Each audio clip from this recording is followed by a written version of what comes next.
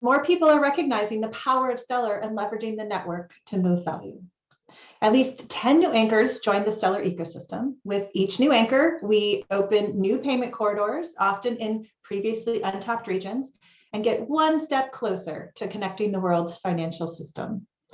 Validators also voted on 3 protocol upgrades this year. That's a lot of work for a lot of people. Justin's going to cover more on this in just a bit.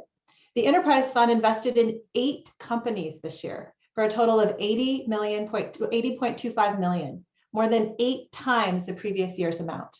And the Stellar Community Fund saw a record-breaking 209 applications and awards, $4 million worth of XLM to 31 winners from 19 countries.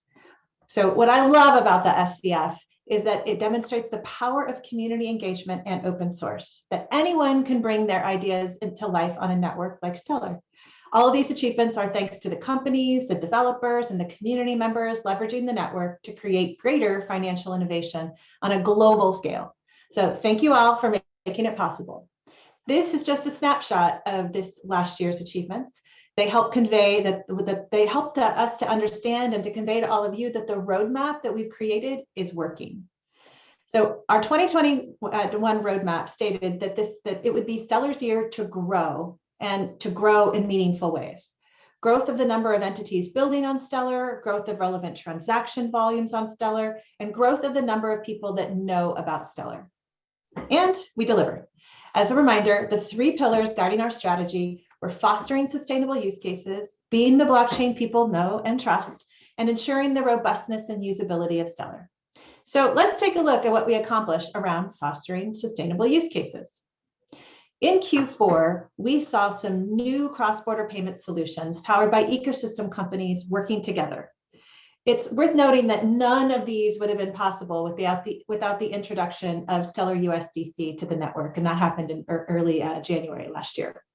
But I want to highlight 3 examples. Flutterwave, a global payments technology company, has launched 2 new remittance corridors between Europe and Africa. Working with longtime ecosystem company and EU anchor Tempo Payments, Flutterwave is using the Stellar network and Stellar USDC to simplify remittances in Africa. Opening these new corridors will greatly benefit businesses focused on building more efficient, cost-effective remittance services, contributing to a stronger, more inclusive Pan-African digital payments infrastructure. Next is Tribal Credit. It's a B2B payment and financing platform for emerging markets. It's joining forces with leading Latin America crypto exchange Bitso to create instant and cheaper cross-border payment services between Mexico and the US. They'll launch a solution that enables companies in Mexico to send B2B payments in pesos to the US and allow the recipient to receive the payment in dollars. So combining the lending capabilities of Tribal with Bitso's exchange and using Stellar USDC, this partnership has the potential to significantly expand financial access for small to medium-sized businesses in the Latin American region. And then finally, there's ARF, a working capital financing and cross-border settlement provider, which has teamed up with Tempo to introduce a new payment corridor from Europe to the Philippines. Remittances have gained increasing importance in the Philippine economy. ARF and Tempo are seizing on a significant opportunity to improve the remittance experience for both senders and receivers, made possible by the Stellar blockchain and Stellar USDC. This is what we love to see, and this is what we're all about. Ecosystem companies leveraging one another's strengths and power of the network to deliver greater value to users. In October, we announced that MoneyGram and the Stellar Development Foundation are teaming up to bridge digital and fiat currencies. The service will enable cash in and cash out in local currency at participating MoneyGram locations with near instant settlement. Users will be able to move between one cash currency to another or obtain USDC in their digital wallets. I said on the last quarterly call, that we were working hard behind the scenes to bring this to life. Well, about a month after that announcement, we shared at Meridian that we'd already hit the first milestone by launching a live pilot for friends and family in the US. Credit goes to the MoneyGram technical team and SDF's partner engineering team for how quickly they stood this up. There's a lot of excitement internally as we test things, and the service will launch this year. This is an inflection point in interoperability between fiat and digital assets.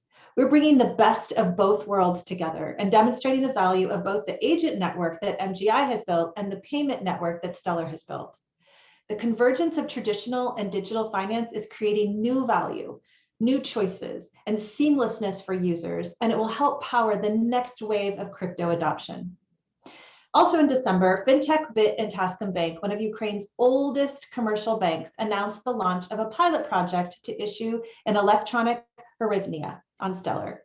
The objective of the project is to pilot the issuance of electronic money on an open blockchain with an asset control capability for issuers.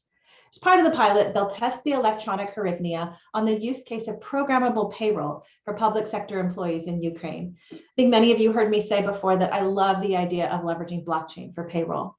What comes next is yet to be seen, but we're looking forward to where this pilot takes us. These are significant examples of how institutional relationships can make a big impact on fostering sustainable use cases. And speaking of BIT, in Q4, we made a $5 million investment in BIT through the Enterprise Fund. BIT provides products for central banks, financial institutions, and merchants to issue, manage, and use CBDCs. Approximately 90 countries are exploring CBDCs, and the decisions central bankers make now can have a big impact on the future global financial system. So BIT is engaged with CBDC projects in the Eastern Caribbean and Nigeria, and one of the current leaders in the space. We're excited to see what progress they can continue to make with the help of this investment. We have a lot more to cover, so I'm going to leave it there and take questions at the end when you have the Q&A portion. I'm going to hand it over to Candace, our General Counsel, to tell you how we're doing with the next pillar. Candace? Thanks, Denelle. I'm here to share an update on what we've been doing to make Stellar the blockchain people know and trust. One of our priorities is positioning Stellar as a leader for payments and financial innovation. We do this by making sure a range of audiences understand what Stellar is and what's happening in the ecosystem. This includes marketing activity of the ecosystem and the network, and as I'll discuss with our special guest shortly, participating in conversations around timely policy topics. Let's take a look at how we continue to get the word out about Stellar in Q4. We continued with a steady stream of video content this quarter. We worked with the Vibrant team to create an in-depth video case study explaining how the Vibrant wallet helps Argentines protect themselves from inflation with USDC.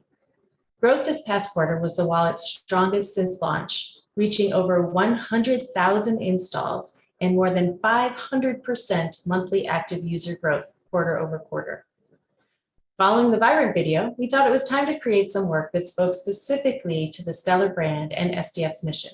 Something higher level that speaks to why we as a collective ecosystem do what we do. So at Meridian, we debuted the Power of Stellar brand video. We've also leveraged it on a range of marketing channels, including digital ads and at industry conferences. Money 2020 USA saw SDF's return to the live conference circuit.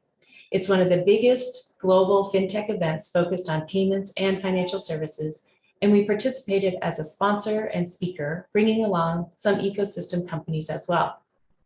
In addition to an active booth presence, which featured Wire, we hosted a private breakfast, co-sponsored a track with Circle entitled Increasing Financial Access and Services with Tokenization, and Denelle spoke at these events alongside MoneyGram, Wire, Flutterwave, and Stablecorp. On the event front, we also were busy implementing one of our own. In November, SDF and the Stellar ecosystem got together virtually for our third annual Meridian conference.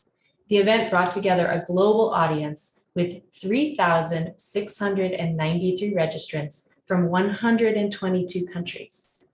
The theme, Build Locally, Impact Globally, was a way for us to focus on how local builders on Stellar are innovating within their communities to great effect, and how their solutions are leading to exciting impact as they scale. We celebrated some big milestones, engaged in lively discussions, including some pretty popular debates, which was a new session format we experimented with. We got some of the industry's most renowned experts together to answer pressing questions about regulation, the future of digital currencies, and what's next for Stellar. Sharp opinions kept us glued to our seats and our screens. SDF team members and ecosystem companies shared updates on automated market makers, our work with MoneyGram, the Enterprise Fund, the Stellar Community Fund, and more. The first ever Meridian Doc Sprint drew 400 people into the Stellar Dev Discord to participate. There were also on-demand tech talks created by SDF's engineering team covering what we're building and how you can leverage advancements for your work. Thank you to all of you who attended over the 2 days. While we know that virtual formats aren't the ideal way to facilitate ecosystem engagement, we all need to adapt to these times. Hopefully, next time we'll all be able to interact in person. And if you missed it live, all the content is available at meridian.stellar.org. So it was also a very active quarter for the policy team. Blockchain policy discussions in Washington, D.C. continued and deepened during Q4. The President's Working Group on Stablecoins issued their report in November. We were glad they consulted with industry, including the Blockchain Association and SDF, in preparing their report. We shared how stablecoins and open networks like Stellar can solve real-world problems. And this report spurred the House Financial Services Committee to hold a hearing on digital assets and the future of finance in December. They invited key CEOs in the space, including Denelle, and the members on the whole expressed a genuine curiosity to learn more about the technology and the ways that it can expand and enhance financial services. The deepening of members' interest and sophistication on the issue of stablecoins, coupled with their willingness to engage meaningfully with industry, is a particularly encouraging signal that well-balanced stablecoin legislation is achievable in the United States. The policy team also led an increasing number of initiatives on the CBDC front. SDF was selected as a finalist of the Global CBDC Challenge held by the Monetary Authority of Singapore, or MAS. SDF, together with ecosystem partner BIT, presented a demo of a CBDC solution at the Singapore FinTech Festival, and it was included in a recently published MAS report. SDF was also invited to the European Central Bank to hold a closed session at an expert level with the Digital Euro team. With that, I'd like to introduce another individual who's had a very busy quarter on the policy front, our guest speaker and head of policy at the Blockchain Association, Jake Chervinsky. Welcome, Jake. Hey, Candace, thank you for having me, and thank you to Stellar for including me in this conversation.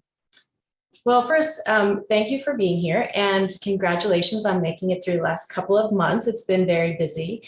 I want to start by just making sure that folks know that you're now at Blockchain Association. And can you tell me a little bit about that change that you made from being a general counsel and then shifting over to a full-time policy role at a trade association? Sure. So I joined the Blockchain Association in early November last year, so I'm about 2.5 months in now.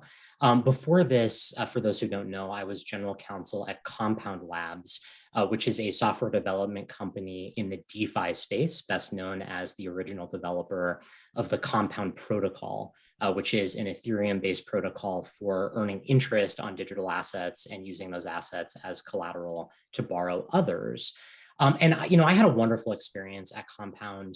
I just got to the point in the middle of last year for all the reasons you were just discussing about all the exciting but also challenging policy developments in DC, where I felt like the way that I can be most impactful for the entire industry was to focus my full attention on policy and to wake up every morning thinking about how can we convince policymakers to let this technology flourish and to come up with regulations and rules that will allow it to flourish in the US. I also, I went really deep down the DeFi rabbit hole in the Ethereum world. And as exciting as that was, there's obviously so much more of extraordinary interest going on in this space. So I wanted to sort of step back from that one niche area and think more about the entire, sector that we have going on here. Well, that's great. It's great for us as part of the broader industry to have someone like you shift your focus in that way and be full-time policy, because as we were just discussing, I was just talking about, there really is, it's finally like everyone's talking about it, the industry, Congress, Twitter sphere. What is it like being on the front lines? We engage obviously as a big initiative and part of what SDF does, but tell us a little bit more about what it's like to be on the front lines in this environment. Yeah. It's fun. It's exciting. It's a little bit crazy, and especially now, just because there's so much attention coming at us from all sides. For me, it's endlessly interesting. I get to wake up every day and just think about sort of the most challenging but most exciting questions that face the industry, and trying to figure out how do we marry up this innovative technology, which is fundamentally different from the types of financial technology and non-financial that have come before, with the important policy goals that we have in existing regulation. And I think that's the issue that's hardest, I think, for me to navigate, or for all of us to sort of wrap our minds around, which is there's sort of two ends of the spectrum, from wanting absolutely no regulation at all, which is sort of how the crypto industry started, right? In the very early days when it was just Bitcoin. And the theory was much more about, crypto anarchist libertarianism and wanting to, destroy the government as opposed to work with the government, to now the attention that we're getting from traditional financial regulators and think tanks and other policy folks who don't see anything new, right? Don't understand sort of what it is that we're building here, and think we should just apply all the same old regulations to this new technology as we always have. And that the challenge, which again is very fun, but very difficult, is to find the middle ground where we can say, look, we understand there are important policy goals underlying these traditional regulations, but we need to come up with a new way to apply them in this space. So I don't know if that answers the question, but endlessly fun and challenging, but a lot of work to do, because that's not an easy task. Absolutely. And, I think as when you are working at an individual organization like SDF, we have taken, a position that we do think that engaging with regulators, engaging with the government is really important, and the way to get to the right solution. And those public-private conversations are really critical. With representing an entire industry, I can only imagine how you balance the folks along that spectrum that you mentioned, in terms of being fairly anti-regulation and government. So how do you, now that you've jumped into that world and you have the entire industry to represent, or not the entire industry necessarily, but at least the Blockchain Association members, which is a growing number, I know. How do you sort of identify the most important policy issues for the industry for 2022, and what's the process of doing that, and what are those in your opinion? Yeah, the process, I think there's two pieces of the process. One is reactive, which is there's an entire world of potential issues that could come to the forefront, but we have to prioritize what we think may actually move in DC, right? Where there might actually be some action, some new rulemaking, some legislation that could get through Congress, enforcement actions that may come down. We have to sort of forecast what really matters right now, and what can we put on the back burner until it becomes an issue sometime down the road. And then the second is being proactive. And this is something that we're doing a lot more now at the Blockchain Association, and I think across the industry than we have before, which is, instead of waiting to see what regulators or policymakers are going to come up with and then just responding to that, right? Sort of living in a crisis management mode of putting out one fire before going to the next. We have to think about, what do we want policy to look like in the US? What kind of proposals can we put together where we can develop consensus and then bring those proposals to regulators or to Congress, or frankly, to come up with ideas for litigation where we can have an impact and bring those to the courts, and have a more proactive strategy like that. In terms of where we sit now in January 2022, I think there are three top priorities, or maybe three most notable issues that we're thinking about. The first is stablecoins, and this is largely because of the President's Working Group report, as we were discussing earlier. There's a lot of motivation in DC to do something on stablecoins, I think for at least two reasons.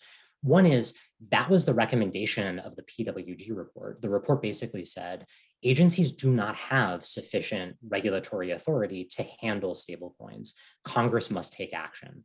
So we're seeing a lot of proposed legislation now from Congress to try to regulate stablecoins in any number of different ways. We're also working through the concept of a central bank digital currency. The Fed just put out their report on that last week. And of they course, also encouraged Congress to act, I noticed. So it was interesting. That was an interesting, a little bit less opinionated than we expected it to be, I think. So seems very like that throws a interesting. little bit more on our plate in the policy world to try and engage on that topic as well. So Yeah, definitely. But yeah, that was the conclusion of the report, was there can be no CBDC without congressional action, right? So the members of Congress are tuned into this. Crypto is also a sexy issue in DC now, right? So every member of Congress sort of wants to show up and be the champion and have their proposal be the winning proposal. So we're seeing a lot of those draft bills come through from members of Congress, some good, some bad. I would say nothing that we're terribly excited about yet, but we're working with all the members on that. And then the second thing is just stablecoins are of greatest interest to regulators because they involve the US dollar. And there are some concerns, of course, when it comes to volatile assets, which can be used for many good reasons. They can also be involved in speculation. You just get to a different level of attention in DC when you're talking about creating US dollar instruments. So there's a lot of focus on that. So stablecoins is one priority. The second, I would say, is the securities laws. We all spent last year starting out hoping that Gary Gensler, the new chair of the SEC, would be a constructive and productive force. We all thought this is a guy who really understands the technology. Jake Clayton, the prior chair, had basically had a policy of not on my watch, right? He just didn't want anything to happen with crypto. And we were at first very hopeful that Chair Gensler would take a different view. He did take a different view. It just happens to be the opposite of what we had hoped, which is he does not like anything that we're doing. He thinks that everything other than Bitcoin is a security. And he keeps saying sort of reasonable sounding, but very vague and at sometimes threatening statements like, we need to bring these new networks within a public policy framework. And that sort of sounds like it makes sense, except he won't tell us what that public policy framework should look like. And in the meantime, he talks about speeding up enforcement actions. And there is indeed, it seems like, a lot of investigation going on behind the scenes. So looking at what Chair Gensler and his SEC will do on the securities front, I think is the second really big topic area that we're looking at. And on that point, sorry to just, he also has made a number of statements, certainly on the enforcement side, saying companies should come in and companies should come and talk to us. We know that hasn't always worked out particularly well for all companies, but on this policy framework, are you finding that he and his staff are open to those conversations, or he's certainly speaking a lot and saying he's very consistent now that he's taken his current positions, he's very consistent in whenever he speaks. Are you finding that there's an open door? It seems like with the stable coins and in Congress, you certainly have an open door and you're working on, it sounds like, a number of different bills and legislation. What's it like with the SEC? Yeah, it's a great question. It's a little bit hard to tell. And the reason for that is, for all of the SEC telling companies, come talk to us, the way those conversations usually go is, you go into the SEC, you sit down at the conference table, or now I guess, in front of a camera like we're doing now, and you spend a lot of time talking, and the SEC officials do a lot of head nodding, but they don't say anything. And then they go back and you sort of never find out what they actually think about what you've said. And that's been true for years, whether it's going to talk to them about the issuance of a new digital asset, or now talking to them about proposals for regulatory frameworks that would sort of fit crypto within a public policy framework, which again is a laudable goal, just a difficult thing that requires a back and forth that I think isn't really happening. And your point about how different that is from the stablecoin conversations is a really good point. I think the SEC is, relatively speaking, much less willing to talk to industry than others, right? We do have really good channels of communication with other agencies. The Treasury Department, for example, has been very open about what they're doing. That was sort of the next place I was going to go, actually. So I think the SEC is sort of notable for its lack of willingness to engage with the industry. So we just sort of don't know where this is heading with the SEC. Mm-hmm. Okay. Sorry, and on your third notable development for the year. So this is, in a way, it's notable by omission, which is I had expected we would spend a lot of time talking about the anti-money laundering laws, which, is one of those areas of law and policy that is in many ways diametrically opposed to what we're doing in crypto, right? The concept of the anti-money laundering laws is to deputize financial intermediaries to serve the role of surveilling financial transactions and reporting on those transactions to government. What we've built in crypto is a disintermediated, decentralized financial system that by definition lacks those intermediaries. So there's this sort of inherent tension between the traditional anti-money laundering framework and the peer-to-peer transactions and networks that we're building in crypto. And I had thought that we would spend a lot of time dealing with this, but thankfully, Secretary Yellen, the Treasury Secretary, came out, I think it was a month ago, maybe 2 months, and said she thinks that FinCEN's guidance from May of 2019 is consistent with global standards set by the FATF, the Financial Action Task Force. And that implies anyway that the Treasury Department is not looking to do anything new on anti-money laundering laws. So I think that's really notable in the sense that we're in this sort of calm period on the AML front, which is a really great thing to hear. So yeah, I think that that's sort of what we're watching for this year. Got it. Yeah, and as a federal prosecutor for many years, to me, an open public network is such an incredible tool, particularly when you have the likes of Chainalysis and Liptic and others to help you analyze that. It's interesting to me that there are those who are actually running cases who I'm still in touch with who see that. It may not have gotten all the way up to the people who are making all the decisions, but I think that that's a really important aspect of this blockchain technology. So it sounds like the stable coins are sort of an ongoing dialogue and discussion. SEC and FinCEN may be a little bit different. Like, what do you see as the big policy fight that's going to be the first one of 2022? Yeah, hard to predict, but I think the most likely one is what will happen around implementation of the infrastructure bill's tax provisions. So, for those who weren't paying attention, hiding under a rock in August of last year, there were, and just to boil this down as much as I can, we had a very vigorous debate in DC about a provision that was added to a must-pass piece of legislation, the bipartisan infrastructure bill, which expanded the definition of a broker in the tax code in a way that may require any number of crypto market participants who are not traditional brokers to fulfill the role of tax reporting, meaning they would have to collect personal identifying information from users of decentralized networks and then sort of figure out what those users' capital gains are and then report that to the user and also to the government. This is, again, something that is sort of inherently inconsistent with the way that these open, permissionless, decentralized networks function. And we fought very hard to get those provisions removed.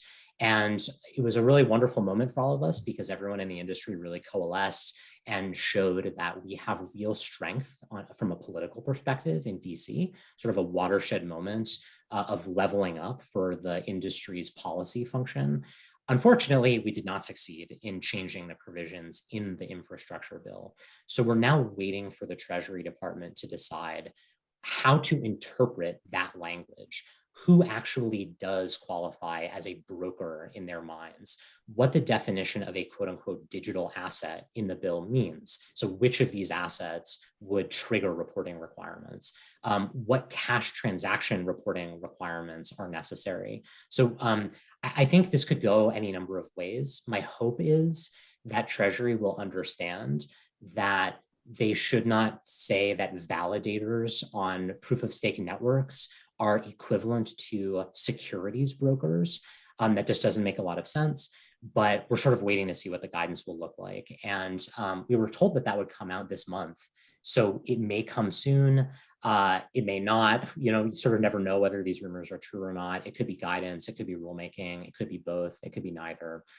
So I think that's the most likely issue to cause another crisis here in DC that we'll all have to get engaged on.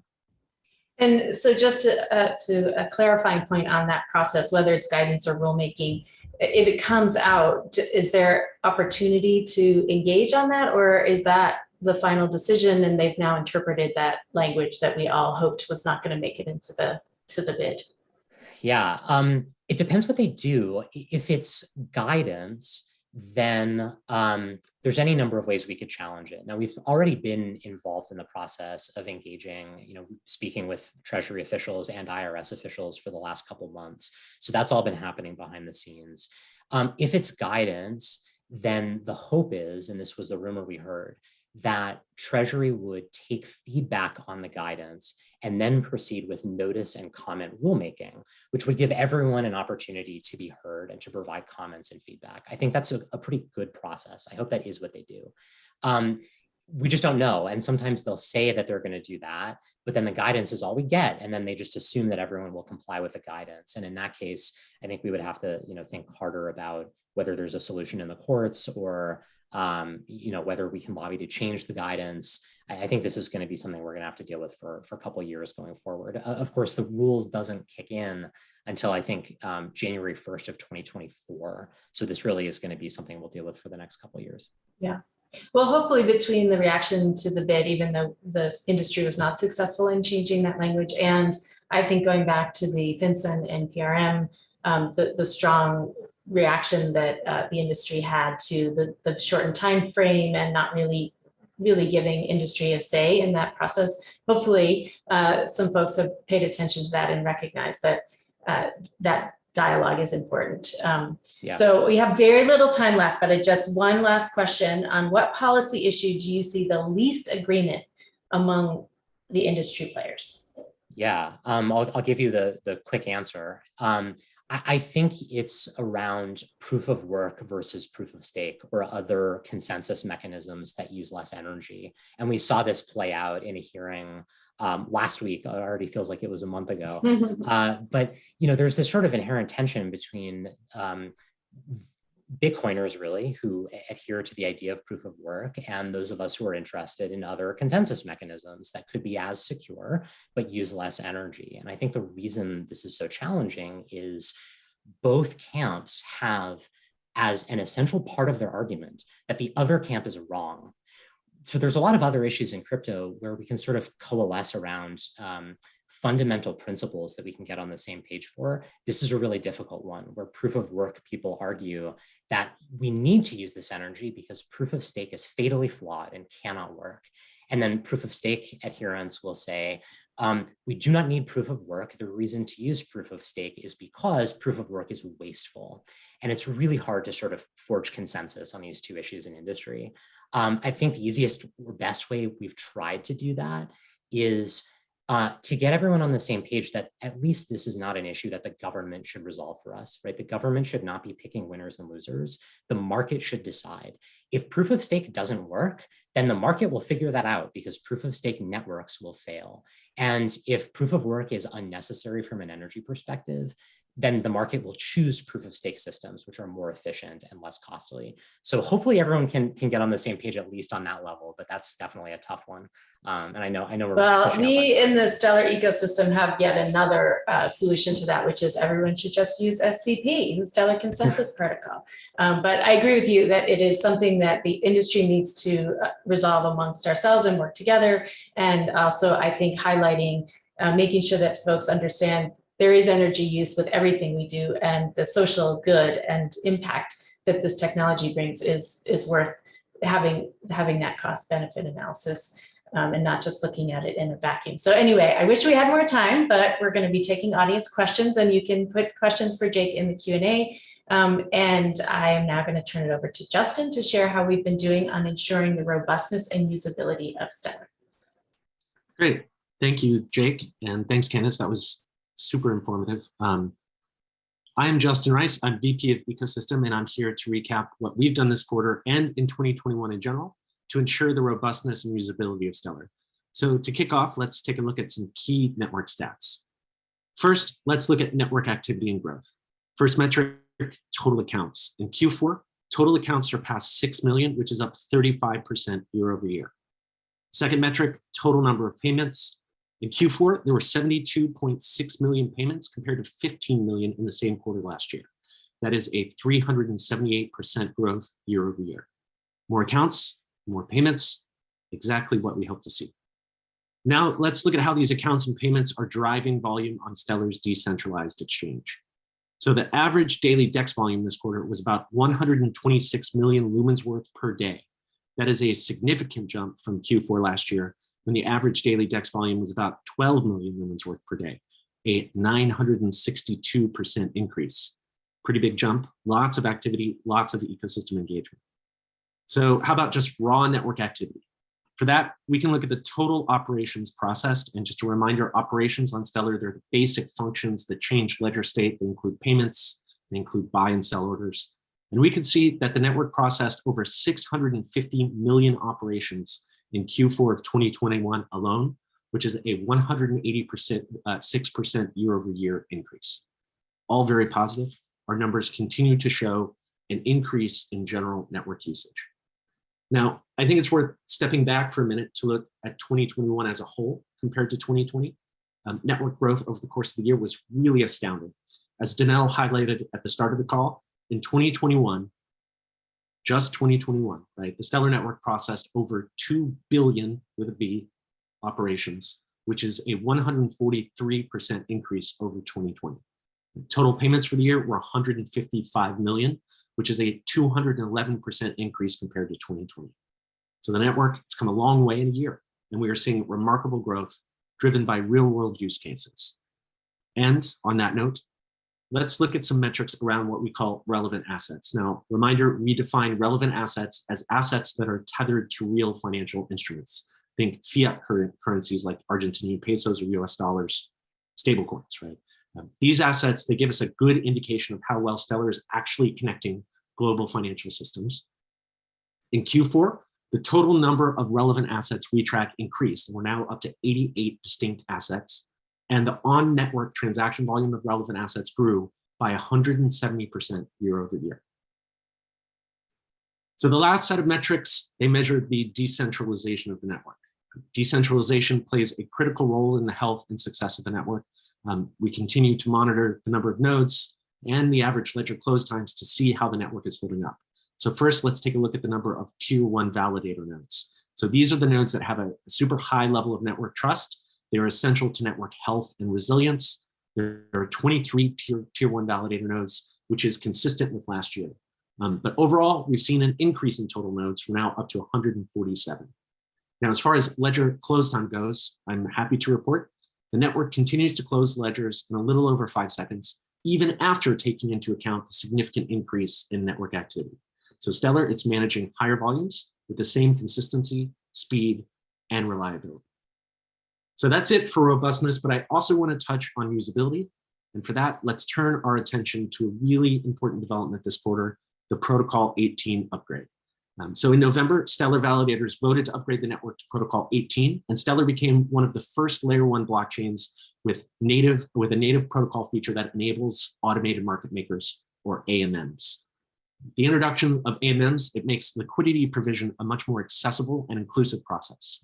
Third-party developers can now offer products and interfaces to make it simple for users to deposit into liquidity pools. And those deposits, they introduce more efficient pathways for cross-border transactions. So AMMs, they're making it easier for Stellar-based projects to source liquidity.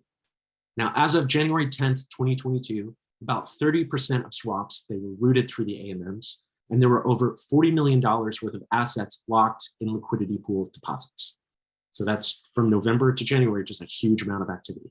Now it's up to the ecosystem to decide how they continue to leverage this functionality, but early indications show it's definitely proving useful. As we've noted before, a special part of this protocol upgrade story is that it was a deeply collaborative process. SDF worked with organizations across the ecosystem to ensure that everyone had early access to the tools they needed to build products and services that harness AMM functionality, and to have those products and services ready for launch immediately following the network upgrade. It was an exciting protocol upgrade to close the year on, and we definitely learned a lot about how to work together to increase equitable access to the world's financial infrastructure. So now to wrap up this section, we will reflect on how our motivated community of startups and developers and enthusiasts engaged to build the future of finance. So we saw notable progress on several initiatives this quarter to support new projects, educate developers, and encourage people to start building on Stellar. Some highlights: the 9th round of the Stellar Community Fund concluded with a record-breaking 80 submissions. There were 12 winners and around 3.5 million lumens in awards. Winning projects included a new SDK, applications and services geared towards NFTs, DeFi, cross-border payments, and remittances.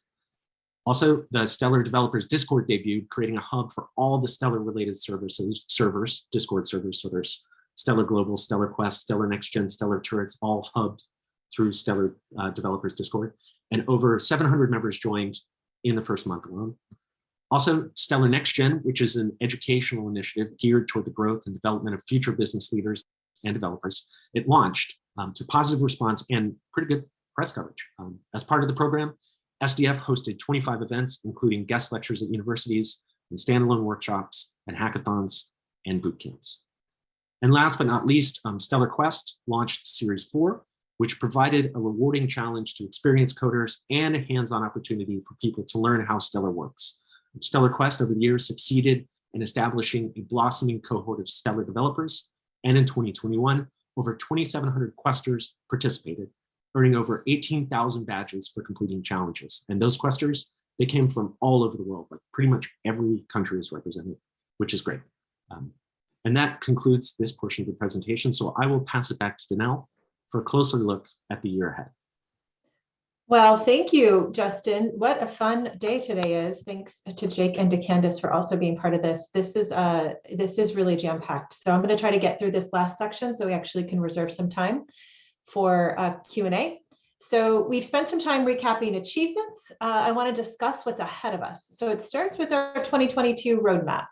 The roadmap has been a critical tool in last year, in 2021, to chart our course. And as you've seen today, it's been effective for us to be able to have the roadmap to be able to rely on and go back to.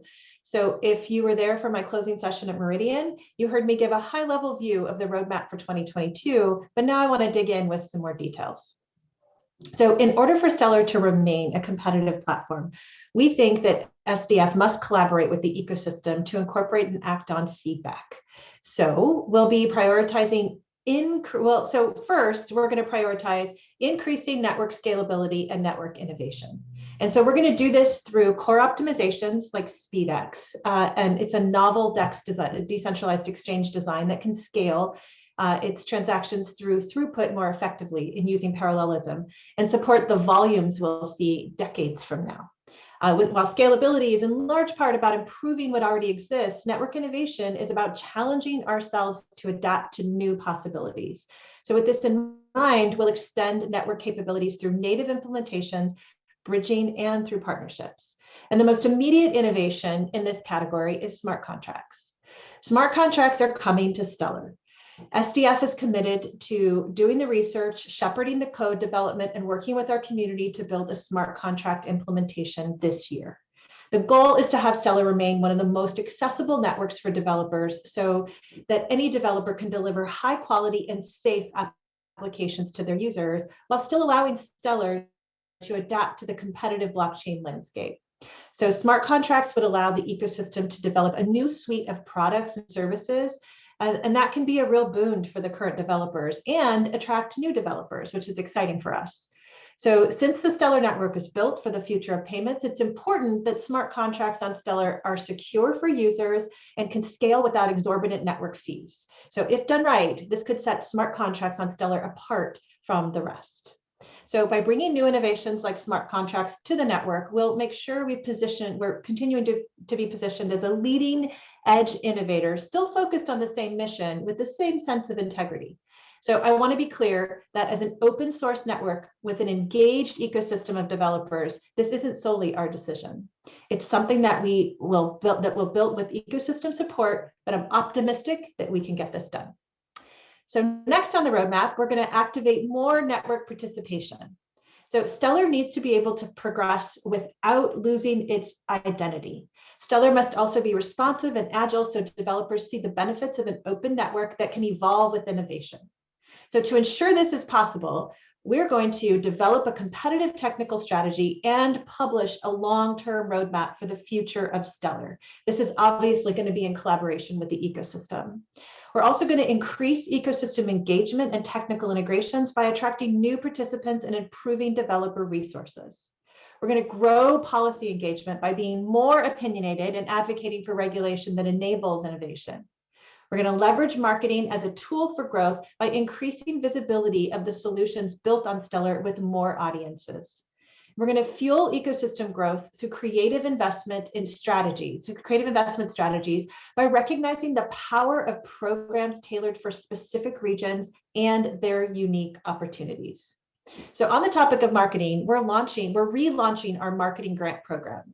We've opened applications so projects can access funds to support their growth and user acquisition efforts. It's one more grant opportunity we're offering to support the ecosystem. You can visit the URL shown here to learn more about it and to learn how to apply.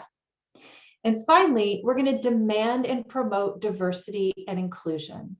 We'll remain accountable to this by investing in regional research to know where we stand on the path to our mission, expanding the mandate to prioritize inclusion, and developing criteria for how to execute, and delivering network effects through inclusion. We'll focus on both the markets that are best suited to create expansion for existing network participants and explore development in countries rich in opportunities where the regulatory environments are open or shifting.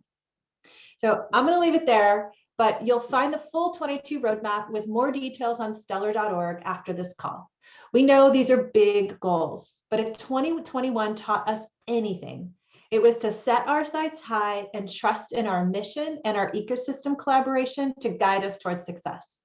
I'm energized by the roadmap we've laid out. We'll be counting on you to hold us accountable and stay engaged to make sure we get to where we want to go together.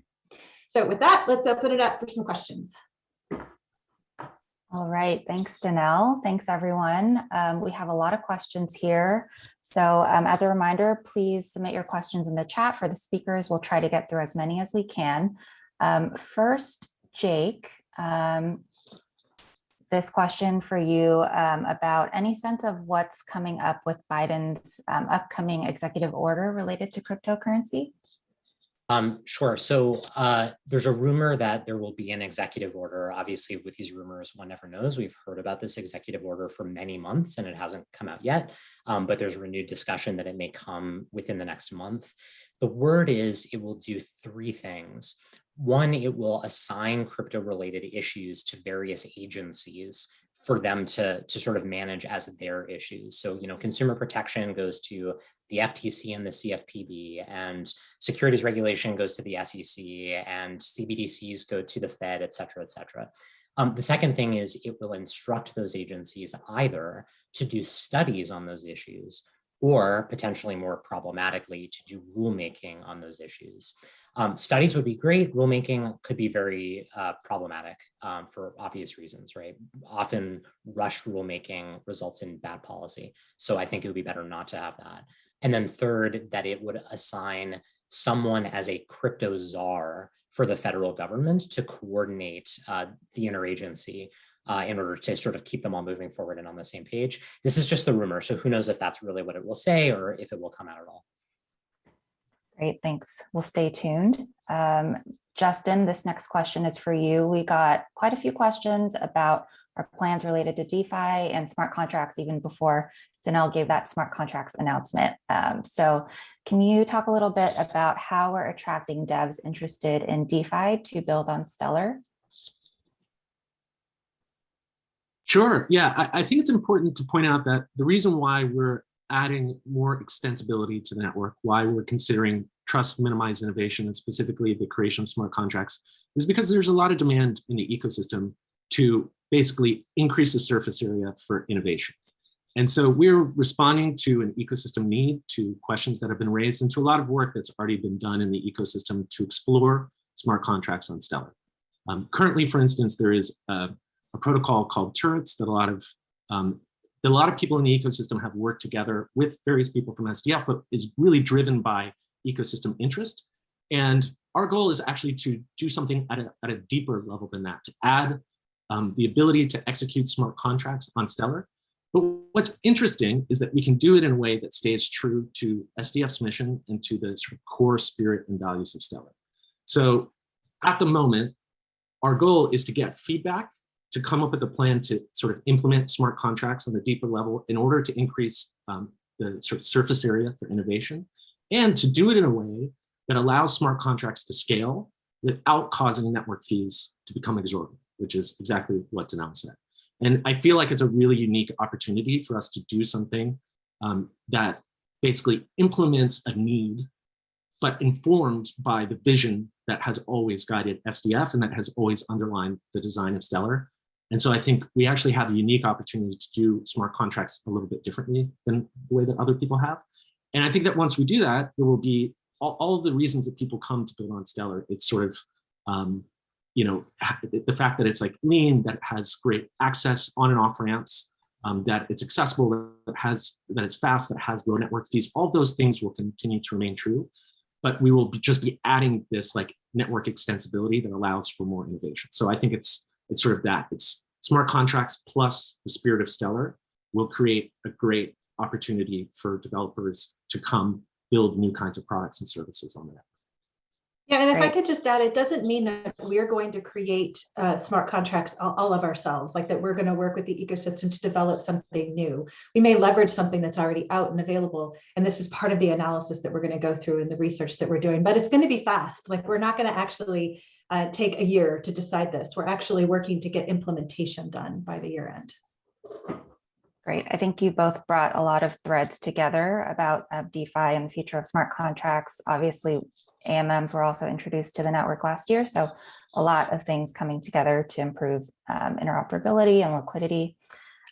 Great. Okay, Denelle, this next one is for you. You gave an update on MoneyGram. Can you talk a little bit about, there was some questions about the fee and like rumors going around about the fee. So can you address that? Yeah, it was cool because someone actually, I think, tweeted last week a screenshot of the current pilot that we have, which showed that it's actually working and out there, and we love that part of it. And then people focused on the $4 fee. That was a $100 transaction, I think, in that screenshot. Look, the fee hasn't been set yet. This is a pilot. And so this is something that we're working with MoneyGram on. It's going to have to be a decision that MoneyGram makes and connect in relationship with their agents. One of the things we always have to remember when we're thinking about this fiat to digital on-ramp and off-ramp is that in order to make it worthwhile and useful is that you actually want to be able to get it converted into your local currency, which means that these agents have feet on the ground in your local, in the neighborhoods right down the street from you.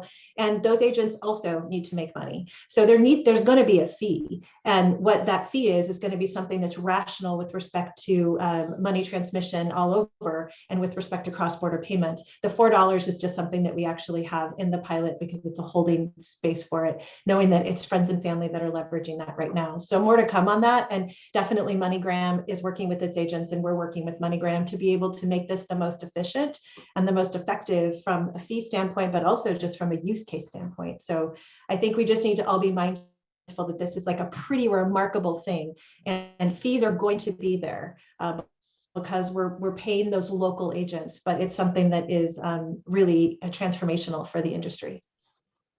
Great, thanks, Denelle. And Justin, I think this one might be for you.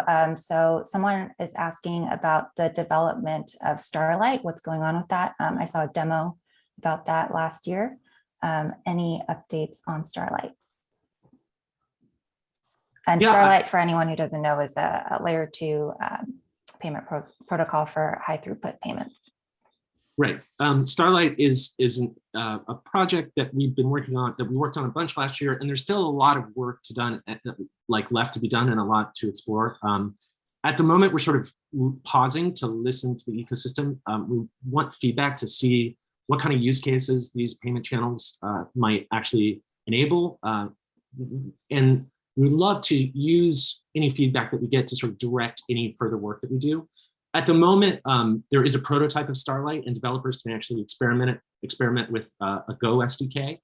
And we definitely invite people who are interested in Starlight to get out there, sort of roll up their sleeves, experiment with the Starlight Go SDK, and leave any feedback that you have on the GitHub. Awesome, thanks. And another person is asking about validators. So open question to anyone who wants to take it. What are the requirements for becoming a validator on the Stellar Network, and any updates on validators? The requirements for becoming just a validator on the Stellar Network? I think a tier 1 validator, yeah. Oh, a tier 1 validator. Justin, you want to take that? Sure, yeah. I mean, to become a validator on the Stellar Network, just a regular validator, anyone can do it. It's open participation. You essentially install Stellar Core and get your machine up and running, and it will join the network. A tier 1 validator is a designation that we have for a sort of loose confederation of organizations that have a high level of network responsibility. And essentially, we do have a page that outlines the standards that the tier 1 organizations expect of one another. It's on our docs. If you go look through the docs, you can find the list of requirements. It's essentially run 3 nodes, each of which publishes a full history archive with 99% uptime for at least 90 days is like sort of the base level requirement. And then the tier 1 validator organizations actually decide whether or not to admit other organizations into their quorum sets individually, right? Because whom a validator opts to trust is up to the actual validator themselves. And so there is sort of like a standard that people reach in order to be considered by tier 1 validators generally. But ultimately, that decision is up to the network and to the validators themselves in terms of who they add to their quorum sets. Cool, thanks, Justin. Okay, and then one more question. Denelle, this one is going to be to you. What does SDF see as the biggest challenge or threat going into 2022, and how will we respond? It's a big one.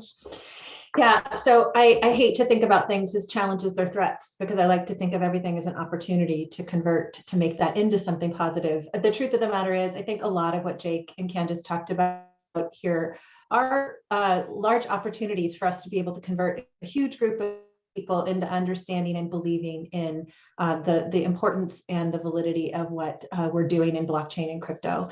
And so that offers, unfortunately, some threats to if there's any kind of regulation that comes together that really hurts a whole segment of what is in this space. It's a real problem for us. And so we really need to come together. This is, I think, part of what Jake and Candace were talking about, even in the end of their discussion, when they were getting to the point of the what's the best consensus protocol to use and the consensus mechanism. We obviously think the SCP is great, but we also don't look at any of the others out there and say that they're bad. They're just different, and they all have their uniqueness. So we need to come together as an ecosystem to really support the growth of blockchain, the growth of crypto.